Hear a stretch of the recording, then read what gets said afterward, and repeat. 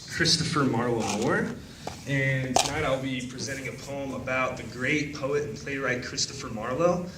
This poem is written by my father, David Moore, and he's in the back somewhere videotaping. There he is. He's waving his hand. You can say hi to him. So this poem is in iambic pentameter, and it's on page 9 in your book if you want to follow along and read. The Case of the Murdered Bard by David Moore. To all of you Shakespeare fans out there, I say, the Stratford actor never wrote a play. No way. Kit Marley, known as Marlowe, wrote 4 centuries ago the words we quote from the collection called the Folio of Shakespeare Plays and scores of sonnets too. So listen up. The evidence makes clear that Marley used the pseudonym Shakespeare, which worked out well for Mr. Will Shakespeare, whose name got him an acting job and a share of ticket sales at the Globe Theater door, although not knowing whom he stood in for, the greatest poet of his time, for sure.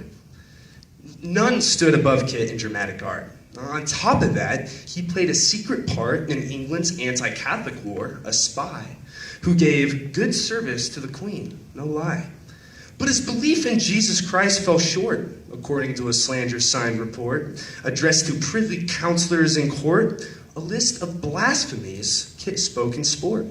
The hearsay was heresy. Dangerous, it read. His mouth must be stopped. His words had street cred. The upshot was a dagger in the head. 2 inches deep, the royal inquest said. But Marley's sudden end did not mean dead, because another head got stabbed instead. That of a Welsh reformer with bad luck, into whose dead body the blade was stuck. In truth, Kit Marley's murder in a fight was faked by friends who had their story tight and tacit right, per royalty's discernment, to end his plight and foil his internment. The punishment for blasphemy was certain, a tragic scene before the final curtain.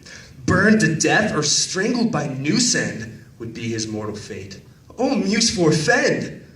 The plan to rescue him had no loose ends.